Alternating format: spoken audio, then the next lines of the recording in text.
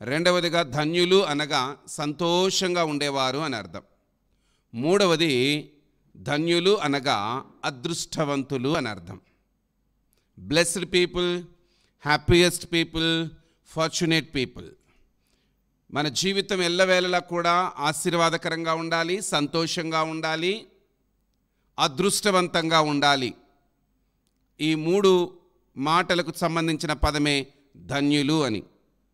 ప్రభువైన యేసు క్రీస్తు ఈ లోకంలో ఎట్టి లక్షణాలు కలిగి ఉంటే మన జీవితం ధన్యకరంగా ఉంటుందో 8 సంగతులను తన నోరు తెరిచి ప్రభువైన యేసు క్రీస్తు బోధించారు. దానిని కొండ మీది ప్రసంగం అని మనం ధ్యానిస్తూ, నిన్నటి దినాన ఉపోద్ఘాతం ఎక్కువగా నేను ఇచ్చాను కనుక ఈరోజు ఎక్కువ శాతం ఆ వివరాలు తెలియచేయకుండా నేరుగా రెండవ ధన్యతలోనికి వెళ్ళాలని నేను ఆశపడుతూ ఉన్నాను. మత్తయి సువార్త 5వ అధ్యాయంలో నిన్నటి దినం మనము 3వ వచనంలోని మొదటి ధన్యతను ధ్యానం చేశాం.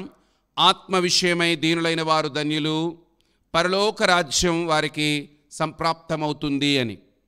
ఆత్మలో దీనత్వం గురించి జ్ఞాపకం చేస్తూ, ఎల్లవేళలా ప్రభు పిల్లలుగా మనము తగ్గింపు కలిగి ఉండాలి, విరిగి నలిగిన హృదయం కలిగి ఉండాలి, దీనత్వం కలిగి ఉండాలి అని మనం జ్ఞాపకం చేసుకుంటూ వచ్చాం. నేటి దినం రెండవ ధన్యతను మనం ధ్యానం చేయబోతూ ఉన్నాం. మత్తయి సువార్త 5వ అధ్యాయము 4వ వచనము. ప్రైజ్ ది లార్డ్ అమ్మా, చదవండి. దుఃఖపడువారు ధన్యులు, వారు ఓదార్చబడుదురు. దుఃఖపడువారు ధన్యులు, వారు ఓదార్చబడుదురు.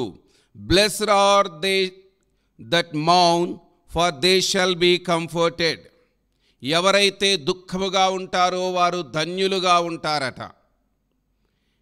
విచిత్రమైన మాట, వ్యతిరేకమైన మాట అనిపిస్తుంది ఇక్కడ. దుఃఖపడేవారు ధన్యులు ఎలా అవుతారు? దుఃఖం అంటే ఏ మానవునికి ఇష్టం ఉండదు. దుఃఖము అనే మాట పరిచయం లేని వారు ఎవరు లేరనుకుంటాను. ఎవరైనా ఉన్నారా? దుఃఖం అంటే ఏంటో నాకు తెలియదు పాస్టర్ గారు అని చెప్పగలరా? జీవిత ప్రయాణంలో పుట్టుకతోనే దుఃఖం ప్రారంభమవుతుంది. పుట్టిన వెంటనే ఆ ప్రసవం నిమిత్తమై తల్లిని కానుపు గదిలోనికి తీసుకుని వెళ్ళినప్పుడు ప్రియులైన వారు బయట వేచి ఉంటారు. దేని కొరకు వేచి ఉంటారు అని అంటే, చంటి బిడ్డ ఏడుపు కొరకు వేచి ఉంటారు. చంటి బిడ్డ ఎప్పుడైతే కెవ్వుమని ఏడుస్తారో అప్పుడు ఓహో డెలివరీ అయిపోయింది అని నిర్ధారణకు వస్తారు. చంటి బిడ్డ ఏడుపు అనగా బిడ్డ పుట్టగానే ఏడవడం మనం లోకంలో సాధారణంగా చూస్తూ ఉంటాం. సైంటిఫిక్గా హెల్దీ బేబీ మంచిగా ఏడుస్తారట. ఎప్పుడైతే బిడ్డ బయటకు రాగానే ఏడుస్తారో అప్పుడు బాడీలోని ప్రతి ఆర్గన్ కూడా చక్కగా యాక్టివేట్ అవ్వడం ప్రారంభమవుతుందట. చక్కగా ఏడవకపోతే బిడ్డకి ఆరోగ్య సమస్య ఉంది అని డాక్టర్లు నిర్ధారిస్తారు. ప్రియులారా, జీవిత ప్రయాణంలో దుఃఖం అన్న మాట చంటి బిడ్డ మొదలుకొని కురువృద్ధుల వరకు కూడా దుఃఖాన్ని గురించినటువంటి పరిచయం ప్రత్యేకంగా అవసరం లేదు. ఎప్పుడైతే హృదయంలో దుఃఖం కలుగుతుందో శరీరం కృంగిపోతుంది, హృదయం బరువెక్కిపోతుంది. ఈ దుఃఖము అనేది మానవ జీవితంలో అనేక సార్లు వ్యక్తికి చాలా వేదన కలిగిస్తుంది. కానీ ఈరోజు మనం ధ్యానిస్తున్న ఈ ధన్యతలో ప్రభువైన యేసుక్రీస్తు చెబుతున్నటువంటి సందర్భాన్ని చూస్తే దుఃఖితులు ధన్యులు అంటూ ఉన్నాడు. దుఃఖపడువారు ధన్యులు, బ్లెస్డ్ ఆర్ దోస్ హూ మౌన్. ఇక్కడ మౌన్ అనే మాట వాడుతూ ఉన్నాడు. ఈ మౌన్ అనేటువంటి మాట MOURN అనేటువంటి మాట గ్రీకు భాషా పదంలో గనక చూడగలిగితే క్రొత్త నిబంధనలో దుఃఖానికి 9 రకములైనటువంటి గ్రీక్ వర్డ్స్ వాడబడ్డాయి. నేను మునుపు ప్రేమను గురించి చెప్పినప్పుడు ఈరోస్, స్టోర్జో, ఫిలియోస్, అగాపే ఇలా చెప్పినట్లుగా, అనగా ఒక్కొక్క ప్రేమ ఒక్కొక్క రకానికి చెందింది. వాటిల్లో దైవ ప్రేమకు మాత్రం అగాపే అని వాడతారని. ఈ ధన్యతలలో ఈ చెప్పబడిన ఈ దుఃఖానికి 9 రకములైనటువంటి దుఃఖాల పేర్లు ఉంటాయి గ్రీకు భాషలో. అందులో ఈ మత్తయి సువార్త 5వ అధ్యాయం 4వ వచనంలో గ్రీకు భాషలో వాడబడినటువంటి పదం ఏంటంటే పెంతియోస్ అనే మాట వాడారు. పేంతియోస్ అనేటువంటి గ్రీక్ లాంగ్వేజ్కి ట్రాన్స్లేట్ చేసినప్పుడు బలమైన, ప్రగాఢమైన, లోతైన హృదయ వేదన. బలమైన, ప్రగాఢమైన, లోతైన హృదయ వేదన, గుండె బరువెక్కే వేదన, మాటలు బయటకు రాని వేదన. కొంతమంది హృదయంలో ఏమైంది చెప్పు, ఏమైంది చెప్పు అంటే మాటలు బయటికి రావు, ఏడుపు మాత్రం, కన్నీళ్ళు మాత్రం కారుతూ ఉంటాయి. అయ్యో నువ్వు అలా ఏడుస్తూ ఉంటే ఎట్లా, ఏం జరిగిందో చెప్పాలి కదా, చెప్పు అని అంటే కొందరి మాటల్లో ఏమీ చెప్పలేని దుఃఖం వారి హృదయంలో ఉంటుంది. హృదయం నిండా బరువు ఉంటుంది, హృదయం నిండా బాధ ఉంటుంది, హృదయంలో కలిగే వేదన. ప్రభు వాక్యం సెలవిస్తున్న సత్యం ఏంటంటే, ఎవరైతే దుఃఖితులుగా ఉన్నారో వాళ్ళని దేవుడు ఆదరించువాడుగా, ఓదార్చుగా వాడుగా ఉన్నాడు. ఈరోజు నేను ప్రకటిస్తున్నాను, ఈ మాటలు వింటున్న ప్రియులైన వారిలో ఎవరు ఏ కారణం చేత దుఃఖిస్తున్నారో నాకు తెలియదు, కానీ నేను ప్రకటించుచున్న నా ప్రభువు ఓదార్చే దేవుడుగా నీకున్నాడు, ఆదరించే దేవుడుగా నీకున్నాడు. ఎవరు అర్థం చేసుకున్నా, ఎవరు అర్థం చేసుకోకపోయినా ఆదరణకర్త అయిన దేవుడు, ఓదార్చే దేవుడు, ప్రేమగా మాట్లాడే దేవుడు, హృదయములను అర్థం చేసుకునే దేవుడు నిశ్చయముగా నిన్ను ఓదార్చువాడై ఉన్నాడు. హల్లెలూయా. అయితే గమనించాల్సిన సత్యం ఏంటంటే, మొదటి ధన్యతలో ఆత్మ విషయమై దీనులైన వారు ధన్యులు అనే మాటను మనం చూసాం. అక్కడ తగ్గింపును గురించి నిన్నటి దినాన్ని నేను జ్ఞాపకం చేశాను. అదే ధన్యతను వాడుక భాషలో వ్యాఖ్యానకర్తలు ఈ రీతిగా ఒక మాట అంటారు: తమ ఆత్మీయ దరిద్రతను గుర్తించిన వారు ధన్యులు, poor in spirit are blessed people అన్నారు. అనగా ఎవరైతే ఆత్మలో దీనత్వం కలిగి ఉంటారో వాళ్ళు ధన్యులు అని మొదటి దాంట్లో మనం చూసినట్లుగా, blessed are the poor in spirit అనే మాట మనం చూచినప్పుడు తెలుగు వ్యాఖ్యానకర్తలు ఈ రీతిగా దాన్ని వ్యాఖ్యానిస్తారేంటంటే, తమ ఆత్మీయ దరిద్రతను గుర్తించిన వారు ధన్యులు. అంటే ఆత్మీయ దరిద్రత అంటే దేవునితో సత్సంబంధం లేని దరిద్రత. ఆత్మీయ దరిద్రత అంటే దేవునితో ముఖాముఖిగా మాట్లాడలేని స్థితి, దేవుని స్వరాన్ని వినలేని స్థితి, దేవుని దర్శనాన్ని చూడలేని స్థితి, దేవుని ఎదుట పాపాలను ఒప్పుకోలేని స్థితి, క్షమించబడని స్థితి, మారు మనసు పొందని స్థితి. ప్రియ దేవుని పిల్లలారా, ఈ దుఃఖితులు అనే మాటని నేను మొదటి ధన్యతతో కొనసాగింపుగా మీకు జ్ఞాపకం చేయాలని ఆశపడుతూ ఉన్నాను. తమ ఆత్మీయ దరిద్రతను గుర్తించిన వారు ధన్యులు, దేవునితో సరైన సంబంధం లేనివారు, అనగా తగ్గింపు లేనివారు, దీన మనస్సు లేనివారు, విరిగి నలిగిన హృదయం లేనివారు, ఆత్మీయ దరిద్రతలో ఉన్నారు. అలాంటి వారు దుఃఖపడాలి, అలాంటి వారు పశ్చాత్తాపపడాలి. అట్టి పశ్చాత్తాప దుఃఖం, అలాంటి వారు ఎప్పుడైతే తమ స్థితిని బట్టి దుఃఖిస్తారో వారు ధన్యులుగా మార్చబడతారు.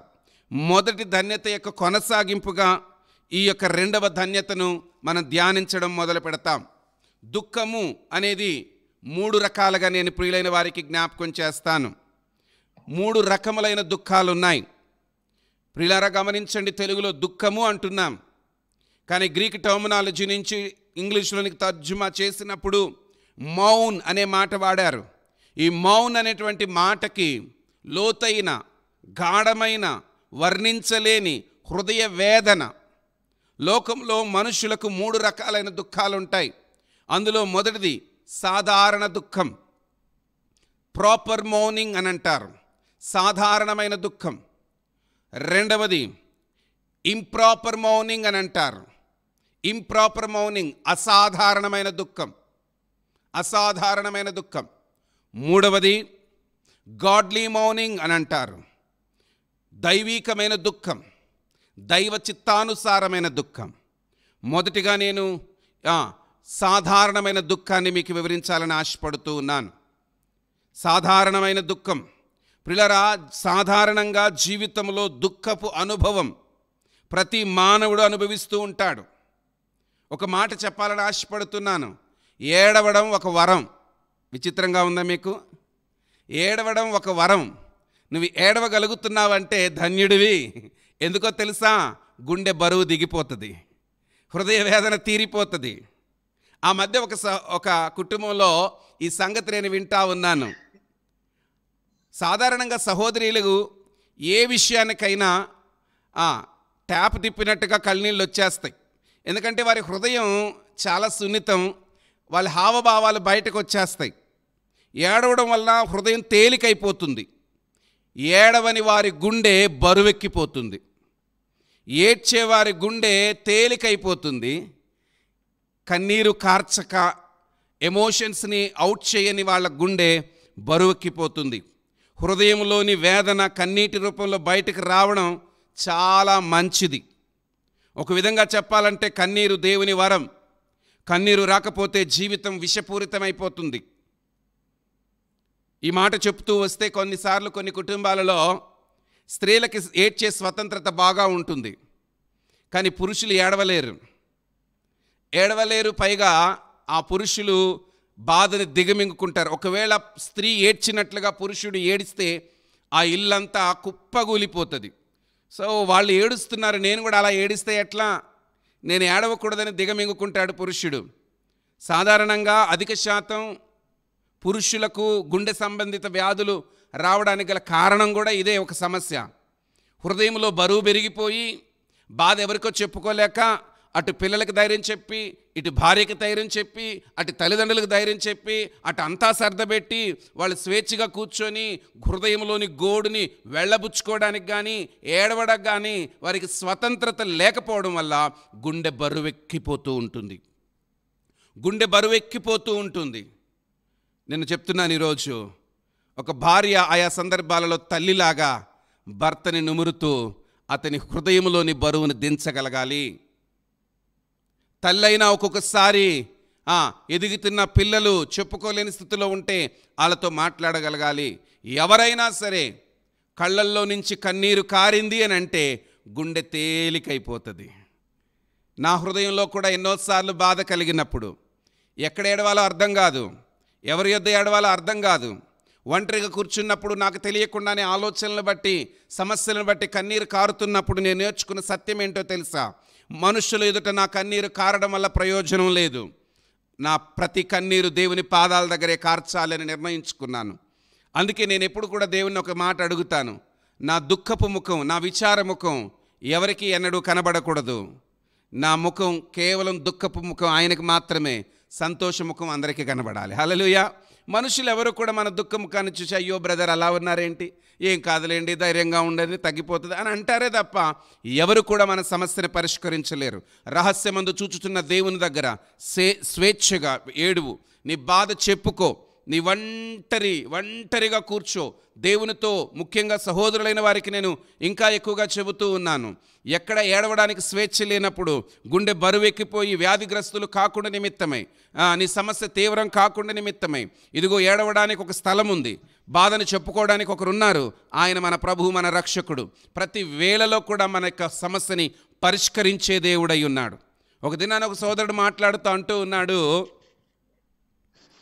ఏదైనా బాధ అధికమైపోయి కుటుంబంలో అకస్మాత్తుగా ఏడిస్తే భార్య అంటదంట, ఏంటి ఆడవాళ్ళలాగా ఏడుస్తావు, పురుషులు ఏడవకూడదు అని సీరియస్గా మాట్లాడుతుందట. ఆయన ముందే బాధలో ఉన్నాడు. అంత పెద్ద పురుషుడికి, అంత పెద్ద వ్యక్తికి కన్నీరు కారిందంటే హృదయం నలిగింది. ఆదరించవలసిన భార్య అంటదట, ఏడవడం పురుష లక్షణం కాదు, ఏడవకూడదు అంటదట అని దర్జాగా దబాయిస్తూ చెప్తే ఆ బాధ కాస్త ఇంకా ఎక్కువవుతుంది. ఒకవేళ ఏడుస్తుంటే ఏడవని, కొద్దిసేపటికి ఆయన ఫ్రెష్ అయిపోతారు. హల్లెలూయా. కనుక ఏడవడం అనేది ఒక వరమే. గుండె బరువు దిగిపోతుంది, హృదయ భారం తీరిపోతుంది. అయితే ఒక మాటను మీకు జ్ఞాపకం చేస్తాను. కొన్నిసార్లు మనకి ప్రియులైన వారు చచ్చిపోతే ఆ యొక్క భౌతిక కాయం దగ్గర కొంతమంది బోరుని ఏడుస్తూ ఉంటారు. మరి కొంతమంది వచ్చి వారిని నివారిస్తూ ఉంటే ఎవరో ఒకరు పెద్దలు చెప్తారు, స్వేచ్ఛగా ఏడవనియండి వాళ్ళని అని. ఎందుకో తెలుసా? వాళ్ళు స్వేచ్ఛగా ఏడ్చేస్తే ఆ భారం దిగిపోతుంది వాళ్ళకి. ప్రియులారా, ఒక మాట మీ ముందుకు తీసుకొస్తున్నాను. మొదటి మాట నేను జ్ఞాపకం చేస్తున్నాను, సాధారణమైన దుఃఖం అని. ఈ సాధారణమైన దుఃఖం అనగా ఎవరైనా చనిపోతే దుఃఖించడం, ఒంటరితనాన్ని బట్టి దుఃఖించడం, ఆరోగ్య సమస్యను బట్టి దుఃఖించడం సాధారణం, ఆర్థిక సమస్యను బట్టి దుఃఖించడం సాధారణం, ఉద్యోగాలు రావట్లేదని దుఃఖపడడం సాధారణం, వివాహాలు ఆలస్యం అవుతున్నాయని దుఃఖపడడం సాధారణం. సంతానం ఆలస్యం అవుతుందని దుఃఖపడడం సాధారణం. కుటుంబంలో కొన్ని సమస్యలు వచ్చాయని దుఃఖపడడం సాధారణం. ఆదికాండము 23వ అధ్యాయం 2వ వచనం చదవక్కర్లేదు. ఆదికాండము రాసుకునే వారి కోసం నేను రెఫరెన్స్ చెప్తున్నాను, నోట్ చేసుకోండి. ఆదికాండం 23వ అధ్యాయం 2వ వచనంలో శారా మరణించినప్పుడు అబ్రహామునకు దుఃఖము కలిగింది అని వాక్యంలో మనం చూస్తాం. దుఃఖముతో ఉన్నాడట. ఒక వ్యక్తిని కోల్పోయినప్పుడు దుఃఖించడం అనేది ఇట్స్ క్వైట్ న్యాచురల్. కీర్తనకారుడు భక్తుడైన దావీదు 42వ కీర్తనలో 42వ కీర్తన మొదటి 3 వచనాలలో తన ఒంటరితనాన్ని బట్టి భక్తుడైన దావీదు కీర్తనకారుడు దుఃఖిస్తూ ఉన్నాడు. లోన్లీనెస్ కూడా ఒక్కొక్కసారి దుఃఖాన్ని కలిగిస్తుంది. It's quite natural. ఇది కూడా ప్రాపర్ మార్నింగ్, సాధారణమైన దుఃఖమే. తిమోతికి రాసిన 2వ పత్రికలో 1వ అధ్యాయం 3-4 వచనాలలో మనం చూస్తే, 2 తిమోతి చాప్టర్ 1 verse 3 and 4లో మనం చూస్తే నిరుత్సాహమును బట్టి తిమోతి దుఃఖపడుతూ ఉన్నాడు. గమనించండి ప్రియులారా, కన్నీళ్ళు అనే మాట మనం చూస్తూ వస్తున్నాం. కాబట్టి సాధారణమైన దుఃఖం, అనేకమైన సాధారణమైన సంగతుల గురించి కొంతమంది న్యాచురల్గా దుఃఖపడుతూనే ఉంటారు. ప్రతిదానికి దుఃఖపడుతూనే ఉంటారు, ప్రతిదానికి ఏడుస్తూనే ఉంటారు. నేను ఒక మాట చెప్తాను, మాటి మాటికి ఏడుస్తూ ఉంటే నీ కన్నీటికి విలువ ఉండదు. గుర్తుపెట్టుకోవాలి, నీ కన్నీటికి విలువ ఉండదు. ఒక మాట నేను జ్ఞాపకం చేయనా, దేవుని పిల్లల కన్నీళ్ళు ముత్యాల్లాంటివట. దేవుని పిల్లల కన్నీళ్ళు ముత్యాల్లాంటివట. ఎవరైతే కన్నీటితో ప్రార్థన చేస్తారో ఆ కన్నీళ్ళు ఏదో గాలికి వెళ్ళిపోయాయి, కర్చీఫ్కి అతుక్కుపోయాయి, కొంగుకి అతుక్కుపోయి ఆరిపోయాయి అనుకోవద్దు. ఒక చక్కని పాట నాకు జ్ఞాపకం వస్తూ ఉంది. గుండె నిండా యేసు ఉంటే కన్నీలే ముత్యాలు, గుండె గుడిలో యేసు ఉంటే దుఃఖమే సంతోషం. గుండె నిండా యేసు ఉంటే కన్నీలే ముత్యాలు, గుండె గుడిలో యేసు ఉంటే దుఃఖమే సంతోషం. గుండె నిండా నువ్వే, నా గుండె నిండా నువ్వే సయ్యా, గుండె నిండా నువ్వే, నా గుండె నిండా నువ్వే, గుండె నిండా నువ్వే, నా గుండె నిండా నువ్వే, గుండె నిండా నువ్వే, నా గుండె నిండా నువ్వే, గుండె నిండా యేసు ఉంటే దుఃఖమే సంతోషం. గుండె గుడిలో యేసు ఉంటే కన్నీలే ముత్యాలు, గుండె నిండా యేసు ఉంటే కన్నీలే ముత్యాలు, గుండె గుడిలో యేసు ఉంటే దుఃఖమే సంతోషం. హల్లెలూయా. గుండె నిండా యేసై ఉంటే అద్భుతం ఏంటో తెలుసా అండి, మన కన్నీళ్ళు ముత్యాల్లాగా మారతాయట. మన కన్నీళ్ళు ముత్యాల్లాగా మారతాయి. విశ్వాసి కన్నీరు అది ముత్యం లాంటిది. అందుకే ఈరోజు దేవుని బిడ్డ, సాధారణమైన సంగతుల కొరకు దినాల కొద్ది ఏడవద్దు. ఇల్లు లేదనో, ఉద్యోగం లేదనో, భౌతికమైనటువంటి శరీర సంబంధమైన వాటి కొరకు, లోకస్తుల వలె మాటి మాటికి వాళ్ళని వీళ్ళని పోల్చుకొని నాకు అలాంటి కుటుంబం లేదు, నాకు అలాంటి ఇల్లు లేదు, నాకు అలాంటి ఉద్యోగం లేదు, నాకు అలాంటి హైఫై లైఫ్ లేదు, నాకు అలాంటి కారు లేదు, నాకు అలాంటి బైక్ లేదు, అలాంటి పేరెంట్స్ నాకు లేరు. దేవుని నిర్ణయం ఎలా ఉందో అలా నువ్వు ప్రస్తుతం ఉన్నావు. హల్లెలూయా. కాబట్టి సాధారణమైన సంగతుల కొరకు దుఃఖపడడం మంచిది కాదు. రెండవది అసాధారణమైన దుఃఖం. మొదటిది ముగించాను, రెండవది అసాధారణమైన దుఃఖం. ఇంప్రాపర్ మౌనింగ్ అని అంటారు. అసాధారణమైన దుఃఖం అనగా దుఃఖపడని వాటి కొరకు దుఃఖపడడం. అనగా న్యాయమైన సాధారణమైన వాటి కొరకు కాకుండా అన్యాయమైన వాటి కొరకైన దుఃఖం. ఇది విచిత్రంగా ఉంటుంది కొంతమందికి. అన్యాయమైన దుఃఖం అంటే మీకు అర్థమయ్యేటట్టు ఒక మాట చెప్తాను. చాలా కాలం క్రితం ఒక ఫోన్ కాల్ నాకు వచ్చింది.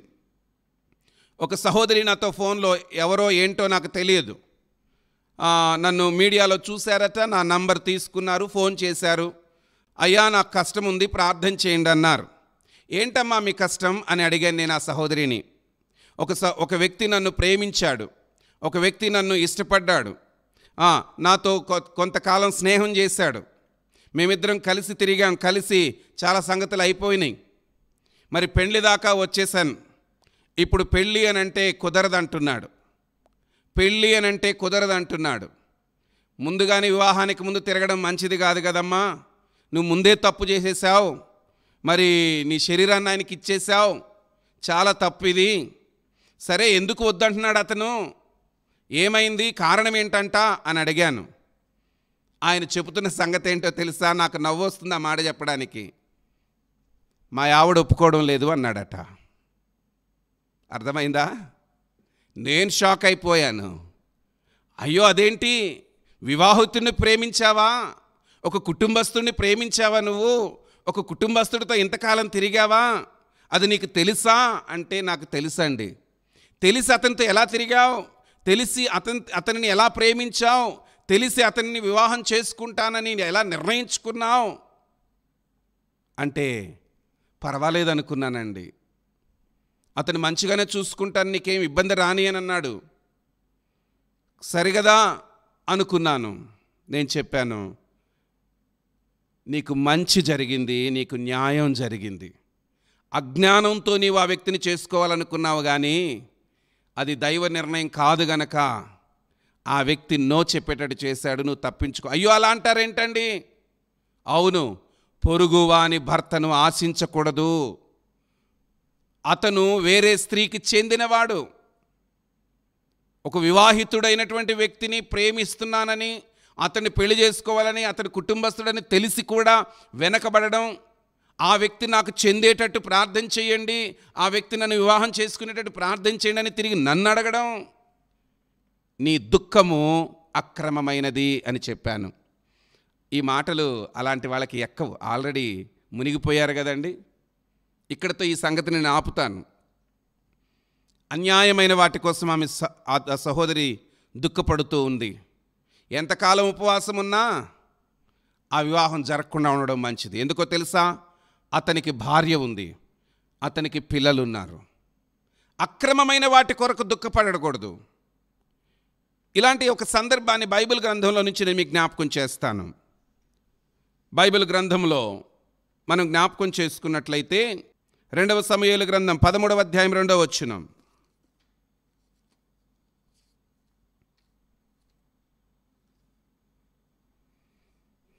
అమ్నోనుకు తామారు కన్య అయినందున ఆమెకు ఏమి చేయవలనన్ననో దుర్లభమని అమ్నోను గ్రహించి చింతాక్రాంతుడై తన చెల్లెలైన తామారును బట్టి చిక్కిపోయాను. అమ్నోనుకు మిత్రుడొకడు ఉండెను. చాలమ్మా. అతడు ప్రియులారా, మొదటి 2 వచనాల్లో మనం చూస్తే దావీదు కుమారుడుగా అబ్షాలోమునకు తామారు అను ఒకే సుందరివతియగు సహోదరి ఉండగా దావీదు కుమారుడుగా అమ్నోను ఆమెను మోహించెను. తామారు కన్య అయినందున ఆమెకు ఏమి చేయవలనన్న దుర్లభమని అమ్నోను గ్రహించి చింతాక్రాంతుడై తన చెల్లెలైన తామారును బట్టి చిక్కిపోయెను. వినడానికే విడ్డూరంగా ఉంటుంది ఈ సంగతి. దావీదుకి కుమారుడు అమ్నోను, దావీదుకు కుమార్తె తామారు. ఈ అమ్నోను తామారు అన్నా చెల్లె అవుతారు. తల్లులు వేరు, తండ్రి ఒక్కడే. తల్లులు వేరు, తండ్రి ఒక్కడే. అమ్నోను అనేటువంటి ఇతనికి చెల్లె వరస పిన్ని కూతురైనటువంటి ఈ తామారు మీద కామాతురత కలిగింది. ఆమెను మోహించాడు, ఆమెను సొంతం చేసుకోవాలనుకుంటున్నాడు. అయితే దేవుని వాక్యం సెలవిస్తున్న సత్యం ఏంటంటే, తామారు కన్య అయినందున ఆమెకు ఏమి చేయవలనన్న దుర్లభమని అమ్నోను గ్రహించి చింతాక్రాంతుడై తన చెల్లెలైన తామారును బట్టి చిక్కిపోయెను. చింతాక్రాంతుడై చిక్కిపోయెను. ఈ రెండు మాటలు గుర్తుపెట్టుకోండి. ఏంటంటే, ఒక రాజుగారి కుమారుడు ఎలా ఉండాలి? రాజభోజనాలు తింటూ, రాజసౌఖ్యాలు అనుభవిస్తూ పౌష్టికంగా ఉండాలి.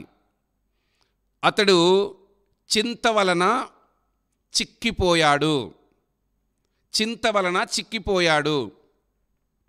సాధారణంగా మంచి పౌష్టికాహారం తింటే రాజుగారి కుమారులు ఆ రాజ వస్త్రాలు ధరించి, రాజ కవచాలు ధరించి, మంచి సిక్స్ ప్యాక్ తోటి చక్కగా ఉంటారు. అవునంటారా కాదంటారా? రాజవంశీకులు. కానీ పాపం ఈ సోదరుడు అమ్నోను బక్క చిక్కిపోయాడు. అంటే నేను ఎప్పుడు సంఘంలో చెప్తా ఉంటాను, కళ్ళు లొట్టలు పడిపోయాయి, బొగ్గలు సుట్టలు పడిపోయాయి, బొక్కలు బయటకు వచ్చేసాయి. అర్థమైందండి? బొక్కలంటే ఎముకలు బయటకు వచ్చేసాయి. కళ్ళు సొట్టలు పడిపోయాయి, కళ్ళు లొట్టలు పడిపోయాయి, బొగ్గలు సొట్టలు పడిపోయాయి, బొక్కలు బయటకు వచ్చేసాయి. ఒక రాజుగారి కుమారుడు రేపో మాపో చచ్చిపోయే పేషెంట్ లాగా తయారయ్యాడు. ఏనాయనా నీకు తిండి లేదా? ఏమైనా నీకేమైనా కరువు ఉందా? తిండి ఉంది, కరువు లేదు. కానీ హృదయంలో ఒక కోరిక ఉంది. ఆ కోరిక తీరకపోవుట వలన దుఃఖాక్రాంతుడైపోయాడు, చింతాక్రాంతుడైపోయాడు. ఈరోజు చెప్తున్నాను, ఈ అమ్నోను యొక్క దుఃఖము అక్రమమైనది. కొంతమందికి ఇంటి నిండా అమృతం పోసి పెట్టినా, బిర్యానీ పెట్టినా క్వార్టర్ దొరకకపోతే వాళ్ళు చింతాక్రాంతులైపోయే సహోదరులు ఉంటారు కొంతమంది. ఆ పూటకి వాళ్ళకి అంత మందు కావాలి. ఏమండి? ఆ పూటకి ఆ సిగరెట్ కావాలి, ఆ పూటకి ఆ లోకంలో తిరిగి రావాలి, ఆ పూటకి ఆ స్నేహితులతో చట్టాపట్టాలు వేసుకొని తిరగాలి. వ్యసనం అనేది మనిషి జీవితంలో మనిషిని పీల్చివేస్తుంది. వ్యసనం అనేది మనిషిని చిక్కిపోయేటట్టు చేస్తుంది. ప్రియులారా, అమ్నోను జీవితంలో చింతాక్రాంతుడయ్యాడు. ఎవరికి చెప్పుకోవాలో బాధ అర్థం కావట్లేదు. రాజుగారి కుమారుడు. ఇలాంటి పరిస్థితుల్లో అతనికి ఒక స్నేహితుడున్నాడట.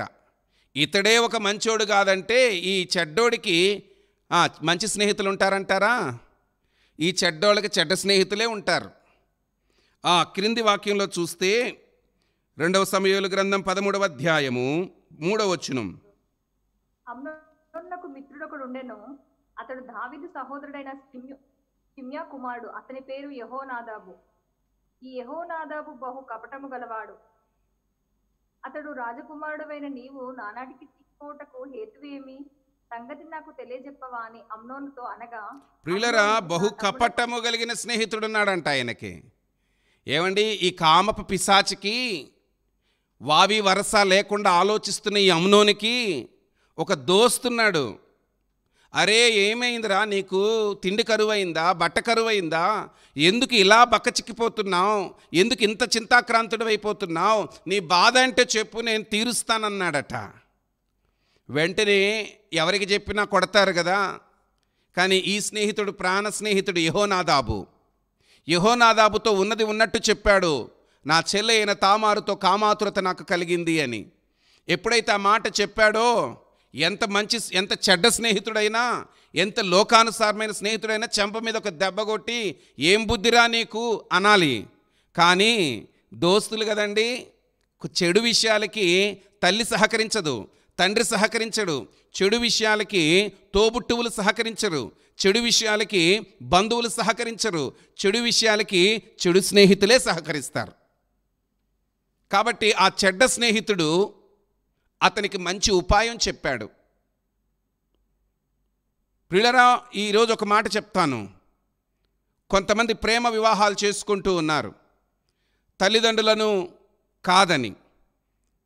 25 సంవత్సరాలు కని మోసి పెంచినటువంటి తల్లిదండ్రులను కాదని, ఒక 4 ఏళ్ల నుంచి 5 ఏళ్ల నుంచి ఇష్టపడిన వ్యక్తి నమ్మించిన మాటలకి నమ్మి వెళ్ళిపోతున్నారు వివాహాలు చేసుకోవడానికి. వాళ్ళిద్దరే వెళ్ళిపోయి చేసుకోవట్లేదండి, వాళ్ళకి సహాయం చేసే ఒక బ్యాచ్ ఉంటుంది. వాళ్ళకి సహాయం చేసే బ్యాచ్ సపోర్ట్ చూసుకొనే వాళ్ళు రెచ్చిపోతూ ఉన్నారు, తల్లిదండ్రులకు దూరం అయిపోతున్నారు. లేచిపోవడానికి వాళ్ళకి సహాయం చేస్తారు, మరి రిజిస్టర్ మ్యారేజ్ చేసుకోవడానికి వాళ్ళకి సహాయం చేస్తారు. వాళ్ళు కొంతకాలం తల్లిదండ్రులకు దూరంగా బతకడానికి సహాయం చేస్తారు. వాళ్ళు ఏదో పెద్ద చారిటీ వర్క్ చేస్తున్నట్టుగా ఫీల్ అయిపోతారు. మేము ఒక జంటకి సహాయం చేసామన్న ఏదో ఆనందాన్ని వ్యక్తపరుస్తారు. అదే వాళ్ళ చెల్లికి అలా చేయగలుగుతారా? వాళ్ళ అక్కకి అలా చేయగలుగుతారా? ఏ చెల్లికైనా ఏ అక్కకైనా సొంత సోదరుడు లేచిపోవడానికి సహాయం చేస్తారా? ప్రియ స్నేహితుడా, గుర్తుపెట్టుకో, చెడ్డ వాళ్ళకి చెడ్డ స్నేహితులే ఉంటారు. యెహోనాదాబు అటువంటి వాడే. ఈ అమ్నోనుతో అంటున్నాడు, నీకు వ్యాధి కలిగినట్టు నటించు, మీ నాన్న వచ్చి నిన్ను పలకరిస్తాడు. ఆ నాన్న పలకరించినప్పుడు నాన్నతో ఒక కోరిక కోరుకో. నాన్న, నాకు చాలా నీరసంగా ఉంది, నాకు నా చెల్లె అయిన తామారు చేతి వంటకం తినాలని ఉంది అని కోరుకో. నాన్న ఆజ్ఞాపిస్తాడు, ఆ చెల్లె తెస్తుంది, అప్పుడు నీవు ఆమెతో పాపం చెయ్యొచ్చు. ఈ స్నేహితుడు ఏ ఆలోచన చెప్పాడో, ఏ ప్రణాళిక చెప్పాడో యాజ్ ఇట్ ఈజ్గా అమ్నోను పాటించాడు. చివరికి ఆ చెల్లెను తాను శారీరకంగా పాడు చేశాడు. ఆమెకు తోబుట్టువైనటువంటి అబ్షాలోము అమ్నోను మీద పగ పెంచుకొని అమ్నోను చంపివేశాడు. పాపము వలన వచ్చు జీతము మరణం. అమ్నోను చింతాక్రాంతుడవడం ఎందుకు? అక్రమమైన దుఃఖం, ఆశపడకూడని దాని కొరకు ఆశపడడం, తనది కాని దాని కొరకు ఆశపడడం. ప్రియ దేవుని పిల్లలారా, నీవెప్పుడు కూడా న్యాయమైన వాటి కొరకే దుఃఖపడాలి, కానీ అన్యాయమైన వాటి కొరకు దుఃఖపడడం దేవుని పిల్లలకు మంచిది కాదు. ఒకవేళ ఎవరైనా అన్యాయమైన సంగతులలో ముందుకు వెళుతుంటే వారించాలి తప్ప సహాయపడకూడదు, సహకరించకూడదు. అది దేవుని క్రమము కాదు అన్న సంగతిని గుర్తుపెట్టుకోవాలి. సో మొదటిగా సాధారణ దుఃఖం, రెండవదిగా అసాధారణ దుఃఖం, మూడవదిగా గాడ్లీ మౌనింగ్ అని అంటారు, దైవ చిత్తానుసారమైన దుఃఖం. గాడ్లీ మౌనింగ్, దైవ చిత్తానుసారమైన దుఃఖం. ఈ దైవ చిత్తానుసారమైన దుఃఖం గురించే ఈ రెండవ ధన్యతలో మాట్లాడారు, దుఃఖపడువారు ధన్యులు అని. పెంతియోస్ అనే మాట వాడారు, అనగా బలమైన, ప్రగాఢమైన, లోతైన హృదయ వేదన అని అర్థం. 2 కొరింథీయులకు రాసిన పత్రిక 7వ అధ్యాయం 9-10 వచనాలు మనం చూస్తే, కొరింథీయులకు రాసిన 2వ పత్రిక 7వ అధ్యాయం 9-10 వచనాలను మనం చూస్తే, మీరు దుఃఖపడుతుంది సంతోషించుట లేదు గాని మీరు దుఃఖపడి మారుమనసు పొందితురని ఇప్పుడు సంతోషించుతున్నాను. ఏలియనగా ఏ విషయంలోనైనాను మా వలన మీరు నష్టం పొందకుండుటకై దైవ చిత్తానుసారంగా దుఃఖపడితిరి. దైవ చిత్తానుసారమైన దుఃఖము రక్షణార్థమైన మారు మనసును కలుగచేయును. ప్రియులారా, ఇక్కడ ఒక దుఃఖాన్ని గురించి మాట్లాడుతూ ఉన్నాడు. ఏంటంటే దైవ చిత్తానుసారమైన దుఃఖము అంటూ ఉన్నాడు. ఇది మూడవది, గాడ్లీ మౌనింగ్. ఈ దైవ చిత్తానుసారమైన దుఃఖం యొక్క పర్యవసానం ఏంటంటే రక్షణార్థమైన మారు మనసును కలిగిస్తుంది. ఇది తాను చేసిన పాపం విషయంలో పశ్చాత్తాపం వచ్చే దుఃఖం. ఈ దుఃఖము ఆత్మీయ జీవితాన్ని బలపరుస్తుంది. ఈ దుఃఖము మారు మనసును, రక్షణను కలిగిస్తుంది. దేవుని పిల్లలారా, అయ్యో నేను పాపం చేశాను అని దుఃఖపడాలి. అయ్యో నేను వ్యసనంలో పడిపోయాను అని దుఃఖపడాలి. అయ్యో నేను దేవునికి వేదనకరంగా బ్రతుకుతున్నాను అని దుఃఖపడాలి. అయ్యో నేను వ్యతిరేకమైన జీవితం బ్రతుకుతున్నాను అని దుఃఖపడాలి. అయ్యో నేను ఆత్మీయంగా వెనకబడిపోయాను అని దుఃఖపడాలి. అయ్యో నేను బైబిల్ చదవలేకపోతున్నాను అని దుఃఖపడాలి. అయ్యో నేను ప్రార్థనలో ఎదగలేకపోతున్నాను అని దుఃఖపడాలి. ముఖ్యంగా నీ పాపపు స్థితిని బట్టి నీవు దుఃఖపడాలి. కీర్తనాకారుడు 51వ కీర్తన 3-4 వచనాలలో మనం చూస్తే, 51వ కీర్తన 3-4 వచనాలలో దావీదు తన పాపముల నిమిత్తమై దుఃఖపడుతూ ఉన్నాడు.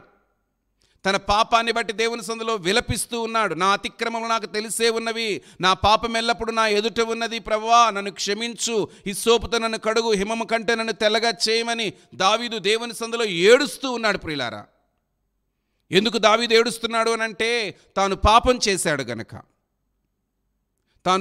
చేశాడు గనుక ఏడుస్తూ ఉన్నాడు.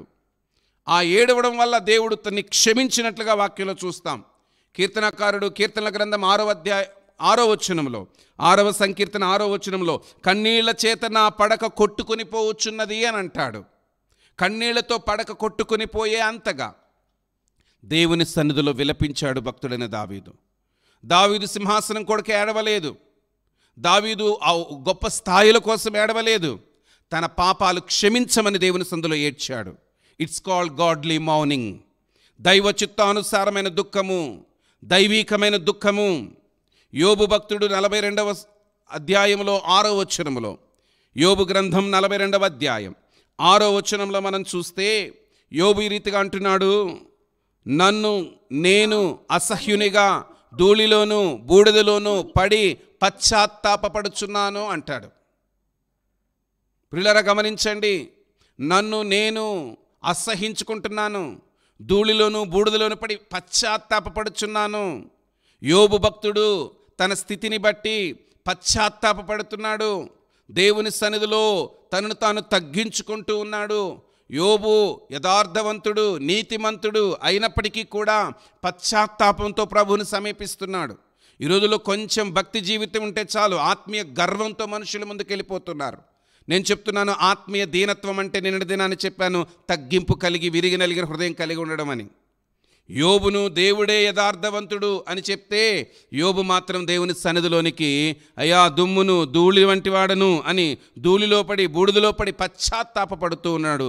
అనగా యోబులో దైవీకమైన దుఃఖం మనకు కనబడుతూ ఉంది. యోనా గ్రంథం 4వ అధ్యాయం 4వ వచనంలో మనం చూస్తే, యోనా గ్రంథం 4వ అధ్యాయం 4వ వచనంలో నినివే పట్టణం మీదకి ఇక 40 దినాలకి మరి ఆ కీడు రాబోతుంది, అపాయం రాబోతుందని యోనా ద్వారా ప్రకటించినప్పుడు ఆ యొక్క నినివే పట్టణ ప్రజలందరూ కూడా చిన్న పిల్లలు మొదలుకొని పెద్దల వరకు గోనె పట్ట కట్టుకొని దుఃఖించారు అని వాక్యంలో మనం చూస్తున్నాం. పశ్చాత్తాపపడ్డారు అని మనం చూస్తున్నాం. దేవుని తట్టుకు తమ హృదయాలను తిప్పుకున్నారని వాక్యంలో మనం చూస్తున్నాం. అనగా నినివే పట్టణ ప్రజలు దైవీకమైన దుఃఖముతో దేవుని సమీపించారు. అందుకే జరగవలసిన కీడు ఆగిపోయింది. హల్లెలూయా. ఈరోజు నీ కుటుంబం మీదకి, నీ దేశం మీదకి, నీ రాష్ట్రం మీదకి ఏ కీడు పొంచి ఉందో నీకు తెలియదు, కానీ నినివే పట్టణస్థులు నడుము బిగించి దైవీకంగా దేవుని సన్నిధిలో ఏడ్చినట్లు ప్రభు బిడ్డలు ఏడవవలసిన అవసరం ఉన్నది. అదే రీతిగా 4వదిగా దైవికమైన దుఃఖములో ఇంకొక వ్యక్తిని జ్ఞాపకం చేస్తాను.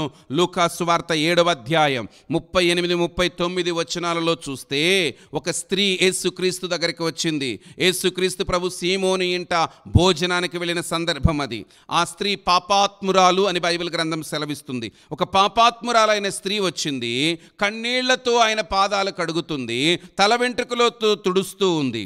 అయితే అక్కడ ఉన్నటువంటి శిష్యులు పరిసయ్యులు అనుకుంటూ ఉన్నారు, ఈమె స్థితి ఏంటో, ఈమె బ్రతికేంటో ఇతనికి తెలియదా, ఈమెను ఎందుకు ముట్టుకొనిస్తున్నాడు అని ఆమె పాపపు స్థితిని బట్టి అందరూ కూడా ప్రభువు మీద సణుగుతూ ఉన్నారు. కానీ ఒకసారి చదవండి 47వ వచనం, లూకా సువార్త 7వ అధ్యాయం 47వ వచనం. ఆమె విస్తారముగా ప్రేమించెను గనుక ఆమె యొక్క విస్తార పాపములు క్షమింపబడనని నీతో చెప్పుచున్నాను, ఎవనికి కొంచెముగా క్షమింపబడునో వాడు కొంచెముగా ప్రేమించునని చెప్పి. ప్రియులారా గమనించండి చాలు సిస్టర్, ఆమె విస్తారముగా ప్రేమించెను కాబట్టి ఆమె విస్తార పాపాలు క్షమించబడ్డాయి. ఆమె పాపాత్మురాలే, కానీ ఎప్పుడైతే యేసుక్రీస్తుని ప్రేమించి తన కన్నీటితో ఆయన పాదాలు కడిగిందో, పశ్చాత్తాపంతో ఆయన పాదాల దగ్గరికి వచ్చిందో ఆమె క్షమించబడింది. నీ పాపమును బట్టి మొట్టమొదటిగా నీవు దుఃఖపడాలి. రెండవదిగా నీ ఇంటి వారి రక్షణ కొరకు నీవు దుఃఖపడాలి. నీ ఇంటి వారు మారు మనసు లేకుండా నరక పాత్రులైపోతున్నారు, వాళ్ళ కోసం దుఃఖపడాలి. మూడవదిగా ఇందులో ఇంకొక మాట చెప్తాను, దేవుని సమీపించినప్పుడు ఆయన నిన్ను ప్రేమించాడు, రక్షించాడు గనక కృతజ్ఞతతో కూడా కన్నీటి బాష్పాలతో కన్నీటితో ఆయన పాదాలు కడగాలి. హల్లెలూయా. పాదాలనే కడగనా, ప్రభు పాదాలనే కడగనా, కన్నీటితో కడిగి పన్నీరు పూయనా అనే పాట కూడా మనం వింటూ ఉంటాం. ప్రియులారా గమనించండి, ఆ స్త్రీ కన్నీటితో ప్రభు పాదాలు కడిగింది అని అంటే ఆమె పశ్చాత్తాపంతో ప్రభు దగ్గరికి వచ్చి తన తల వెంట్రుకలతో తుడిచింది అంటే ప్రభువుని ప్రేమించింది. ఆరాధన చేస్తున్నప్పుడు కన్నీరు ఆటోమేటిక్గా రావాలి. నీవు ఆ ప్రభు పేరు ఎత్తడానికి యోగ్యురాలు కాదు, అయినా కానీ ఆ ప్రభువు నిన్ను క్షమించి స్వీకరించి తన కుమార్తెగా తన కుమారుడిగా స్వీకరించాడు గనక నన్ను నీ బిడ్డగా స్వీకరించి పరిశుద్ధుల గుంపులో నన్ను చేర్చి ఇంతగా నన్ను ఆశీర్వదిస్తున్న నా ప్రభువా, ఏమి ఇవ్వగలనయ్యా నీ ప్రేమకు, హృదయపూర్వక వందనాలని కృతజ్ఞతతో కన్నీటితో ఆయన్ని ఆరాధించడం ప్రభు పిల్లలు నేర్చుకోవాలి. ఆయన ప్రేమను తలపోసుకుంటూ ఆయనకి కృతజ్ఞతలు మనము చెల్లించబద్దులమై ఉన్నాం. కనుక దయచేసి నేను చెప్తున్నాను, సాధారణమైన దుఃఖం కానీ అసాధారణమైన దుఃఖం కానీ మనం కలిగి ఉండక దైవీకమైన దుఃఖం కలిగి ఉండాలి. అట్టి దైవీకమైన దుఃఖం ఎవరైతే కలిగి ఉంటారో వారు ఓదార్చబడతారు, దేవుని చేత ఓదార్చబడతారు. ఇర్మియా గ్రంథం 9వ అధ్యాయం 17వ వచనములో, ఇర్మియా గ్రంథం 9వ అధ్యాయం 17వ వచనంలో రోదనము చేయు స్త్రీలను కనుగొనుడి, వారిని పిలవనంపుడి అంటాడు. ఏమండి, రోదనము చేయు స్త్రీలు కావాలి, కనుగొనాలి, వాళ్ళని పిలవనంపాలి. ఎందుకో తెలుసా? వారు మన కొరకు రోదన ధ్వని చెయ్యాలి. అదే 20వ వచనంలో, ఇర్మియా గ్రంథం 9వ అధ్యాయం 20వ వచనంలో, మీ కుమార్తెలకు రోదనము చేయనేర్పుడి, మీ కుమార్తెలకు రోదనము చేయనేర్పుడి. ఎందుకు రోదనం చేయాలి అని అంటే 21వ వచనం, 21వ వచనం, వీధులలో పసిపిల్లలు లేకుండాను రాజమార్గములలో నాశనము చేయుటకే మరణము మన కిటికీలను ఎక్కుచున్నది, మన నగరులలో ప్రవేశించుతున్నది. గమనించండి ప్రియులారా, వీధులలో పసిపిల్లలు లేకుండా, రాజమార్గములో యవనులు లేకుండా వారిని నాశనం చేయడానికి మరణమునకు అధిపతి అయిన సాతానుడు వీధుల్లో తిరుగుతున్నాడు, కిటికీలు ఎక్కుతున్నాడు, ఇంటింటికి ప్రవేశిస్తున్నాడు. ఈరోజు నేను చెప్తున్నాను, ఆనాడు ఐగుప్తులో మరణదూత సంచరించినట్లుగా ఈరోజు మరణదూత సంచరిస్తున్నాడు. కీడు చేసే సాతానుడు సంచరిస్తూ ఉన్నాడు. పసిపిల్లలు లేకుండా చేయాలని, యవనస్తులు లేకుండా చేయాలని. ఇదిగో థర్డ్ వేవ్ అంటున్నారు, పిల్లలకి ఎఫెక్ట్ అంటున్నారు, యవనస్తులకి ఎఫెక్ట్ అంటున్నారు. అది అవునో కాదో తర్వాత సంగతి. కానీ అపవాదియగు సాతానుడు పిల్లల మనస్సులను, యవనస్తుల మనస్సులను పాడు చేయడానికి కిటికీలను ఎక్కేశాడు. ప్రతి తల్లి, ప్రతి తండ్రి దేవుని సన్నిధిలో రోదన ధ్వని చేయాలి. ఇదే ఆత్మీయంగా. ఇదిగో నీ పిల్లలు చిన్నగా ఉన్నప్పుడు కొట్టావు, తిట్టావు, బుద్ధి చెప్పావు. ఒక వయసు వచ్చిన తర్వాత వాళ్ళని దండించలేవు, వాళ్ళని కొట్టలేవు. దేవుని సన్నిధిలో చేతులెత్తి కన్నీరు కార్చడం తప్ప ఇక నువ్వు చేయగలిగేది ఏమీ లేదు. కానీ ప్రతి తల్లి యొక్క కన్నీటి ప్రార్థన ఈరోజు నేను చెప్తున్నాను, వారిని ఖచ్చితంగా ఉన్నత స్థితికి నిలబెడుతుంది. హల్లెలూయా. విలాప వాక్యములు 2వ అధ్యాయం 18వ వచనంలో, విలాప వాక్యములు 2వ అధ్యాయం 18వ వచనంలో, నదీ ప్రవాహం వలె మీ కన్నీరు పారనివ్వాలి, నదీ ప్రవాహం వలె మీ కన్నీరు పారనివ్వాలి.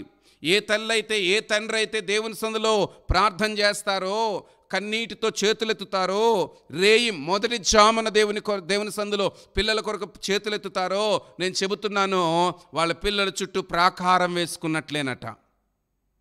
వాళ్ళ పిల్లల చుట్టూ ప్రాకారం వేసుకున్నట్లే. కనుక దయచేసి దేవుని పిల్లలారా, దైవికమైన దుఃఖాన్ని మనం కలిగి ఉందామా? ఇట్టి దైవికమైన దుఃఖమే రక్షణార్థమైన మారు మనసును కలిగిస్తుంది.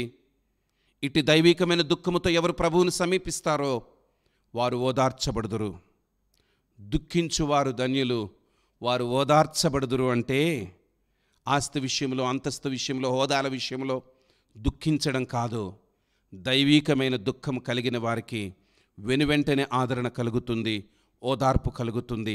నిశ్చయంగా నీ భర్త కొరకు ఎంతకాలంగా ప్రార్థిస్తున్నావో, నీ యవనస్తులని పిల్లల కొరకు ఎంతకాలంగా ప్రార్థన చేస్తున్నావో, నీ ఒంటరి విశ్వాస జీవిత పోరాటంలో ఎంత అలసిపోయిన స్థితిలో నీవు ఉన్నావో, కానీ నీవు దైవీకమైన దుఃఖముతో మూల్గుతున్న ప్రతి మూల్గు వ్యర్థంగా పోదు. ప్రభు బుడ్డీలో నీ కన్నీరు దాచబడింది. నీ కన్నీటిని ముత్యాలుగా మార్చి ప్రభు నిన్ను అలంకరించబోతా ఉన్నాడు. తలలు వంచండి, కండ్లు మూసుకొనండి. విత్తబడిన వాక్యాన్ని బట్టి ప్రభుకు సమర్పించుకుందాం. విత్తబడిన వాక్యాన్ని బట్టి ప్రభుకు సమర్పించుకుందాం. ప్రభువా, నా జీవితం సరిచేయమని అడుగుతావా? ప్రభువా, నా బ్రతుకును సరిచేయి నాయనా. వ్యర్థమైన వాటి కొరకు నేను దుఃఖపడకుండా, లోక సంబంధమైన వాటి కొరకు నేను దుఃఖపడకుండా, అక్రమమైన వాటి కొరకు నేను దుఃఖపడకుండా, రక్షణ కొరకును, మారు మనసు లేని వారి కొరకును, దైవిక సంగతుల కొరకును, ఆత్మాభిషేకము కొరకును, ఆత్మ వరముల కొరకును, నీ నడిపింపు కొరకును దుఃఖపడే ఆధ్యాత్మిక స్థితిని నాకు దయచేయమని దేవుణ్ణి అడుగుదాం. సహోదరుడు పాస్టర్ ఇమానుయేల్ జోషి మన మధ్యలో ఉన్నారు, క్లుప్తంగా ప్రార్థన చేస్తారు.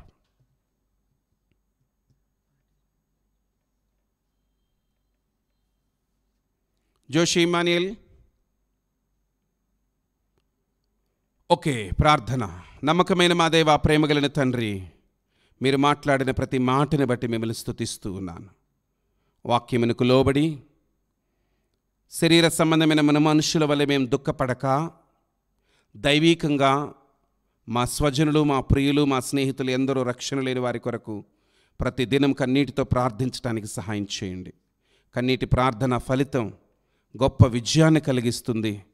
ఎప్పుడైతే దైవిక దుఃఖం మేము కలిగి ఉంటామో మీ వలన ఓదార్చబడతామని, అట్టి దైవిక దుఃఖము కలిగిన వారు ధన్యులు అని నీ వాక్యం సెలవిచ్చింది. ఇటు ధన్యకరమైన బ్రతుకును మా అందరికీ దయచేయమని యేసు నామములో ప్రార్థిస్తున్నాం తండ్రి. ఆమేన్. తండ్రి, కుమారుడు, పరిశుద్ధాత్ముడు సదా మనందరికీ తోడై కాపాడునుగాక. ఆమేన్. ఆమేన్. God bless you all.